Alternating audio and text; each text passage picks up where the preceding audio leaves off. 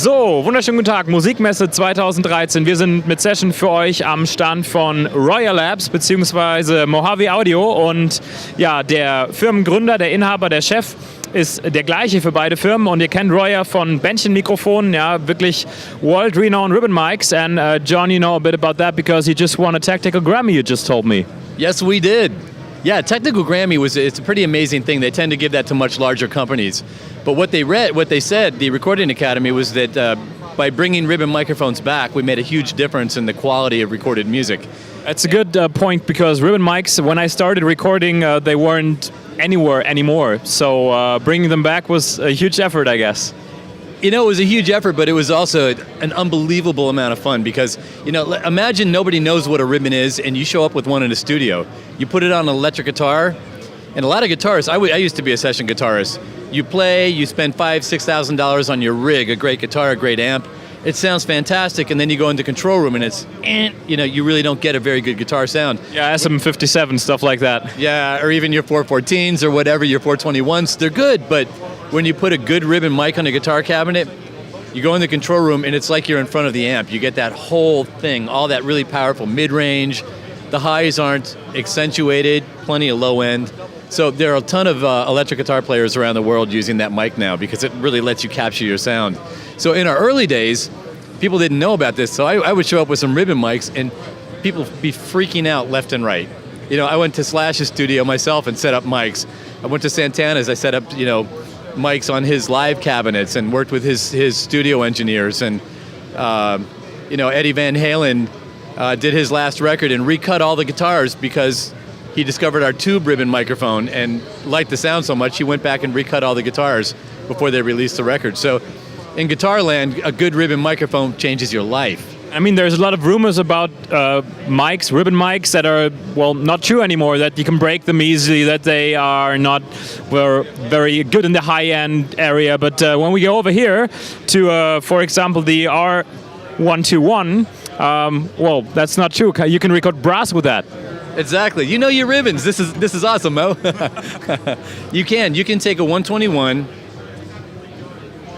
and you can be this close to your brass and wailing on it. No problem.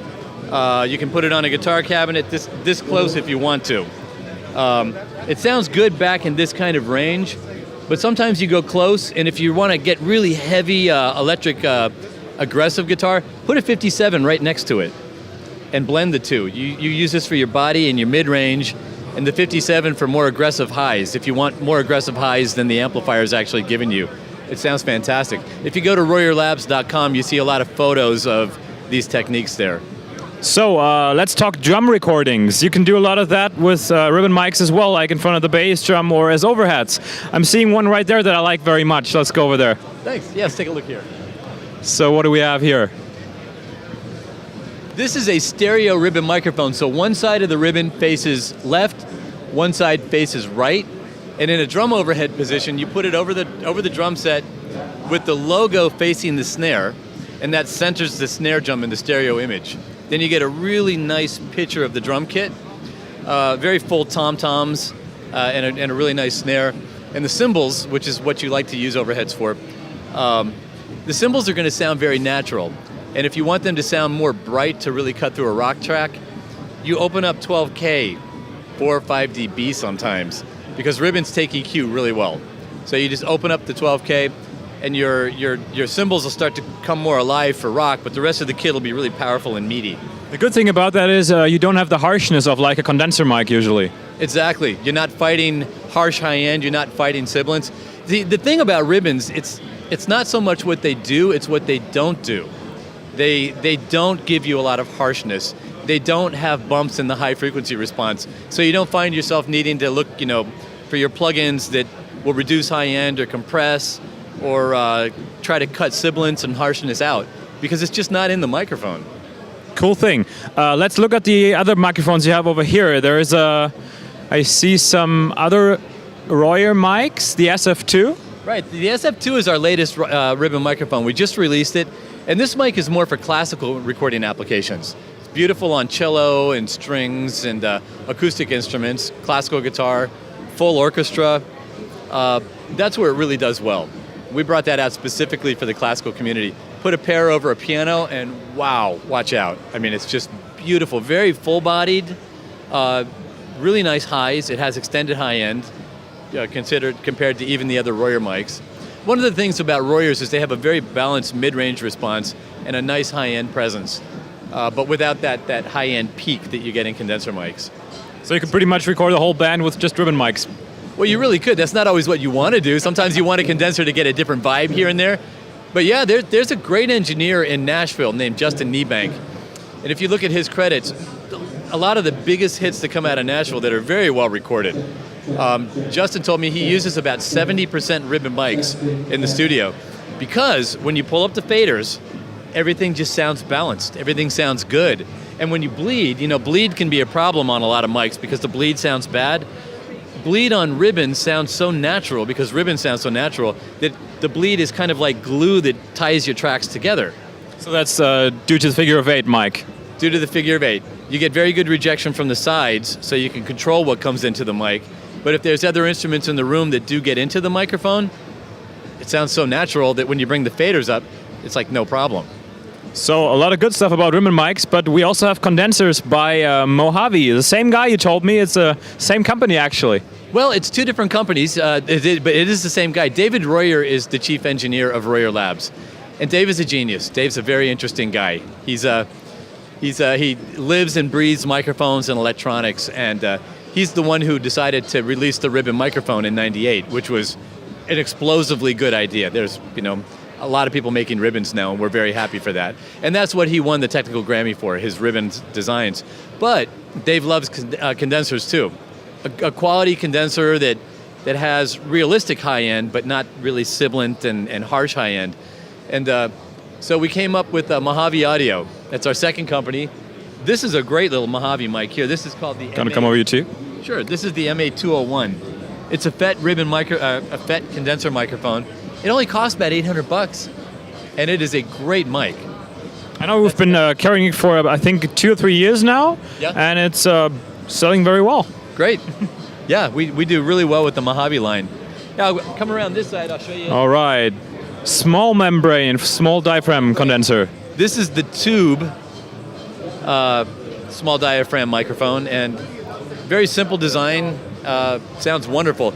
It has a cardioid capsule, and you can screw this off and screw on an Omni capsule too. That comes with the microphone. And then the FET version is a longer mic. Notice that wider body? It's because to get a really good sound out of a mic like this, you need a big transformer. And Dave didn't want to make a small transformer to fit inside the microphone. He had a transformer he wanted to use. It's a big Jensen transformer. We just made a wider body. We never sacrifice quality. If we have to make something bigger or a little funny to accommodate the proper electronics, we do it. But it's a wonderful mic line. And they work very well with the Royer line too. And you have a multi-pattern mic as well? You got it. The MA301 is a FET model, multi-pattern. It has omni, cardioid, and hypercardioid, and it has a high-pass filter, and it has a nice pad on it, so if you put this on a tom-tom or something, or a snare drum, you might need to kick that pad in. And then this is the tube version. And this mic sells for $12.95. It's a very inexpensive microphone line, but man, does it sound great. A lot of guys in Los Angeles who've been using 67s on saxophones and big band things have switched out for the MA300 and the MA200. Like a 67, if you ever get to buy one, is like $6,000, $7,000. Yes, and they're also old that their gain structures have changed. So if you put up 5 67s across some saxophones, you have to set your pre's at all these different levels to accommodate that. So with these microphones, they're very fresh and they sound very good. You can set all the mic pre's at the same level and get very consistent performance from the microphones. So it's been a very popular line in Los Angeles, and and in a number of parts of the United States, they're using tons of them. Also fantastic on drum overheads, unbelievable. I was on a Lincoln Park session about 3 years ago, and the engineer was showing me all his mics and his SF-24 ribbon in front of the kit and all his Royers on the electric guitars. And then he said, "Listen to this drum overhead." And he soloed 2 microphones. I said, "Oh my God, that sounds fantastic. What is that?" And he started laughing at me. He goes, "Goofball, look." And it was a pair of the Mojaves. You should know them, right? I should have known. So, awesome mics for pretty much every taste, every application, and you've got nothing new for this fair at the moment, but the range is pretty much very complete already. It is. We go from the standard passive ribbon microphones, which are very popular, to the tube ribbon mic, which is extremely popular and sounds amazing. There's one other mic I'm not sure you're familiar with. This is the 101, which is our least expensive mic. It's an $800 mic. I think $895 retails for. And it's an excellent mic. To me, it's almost as good as the 121. It sounds a little different, but it's so easy to get great guitar sounds with this mic and great brass sounds. It's a great Royer microphone that some people look at and go, it costs a little less. I think I'll get the 121, but it's really worth looking at. I imagine it is. And I'm just gonna come back to German right now. Ja, wir waren am Stand von Royer, wir haben euch mal alle Mikrofone gezeigt und für wen das jetzt zu viel war oder zu schnell, kommt einfach mal bei Session Music vorbei. Royer und auch Moyave Audio sind natürlich bei uns im Sortiment. Schaut's euch an, hört's euch vor allen Dingen auch an und wir gucken mal, was die Messe 2013 noch so für uns hat.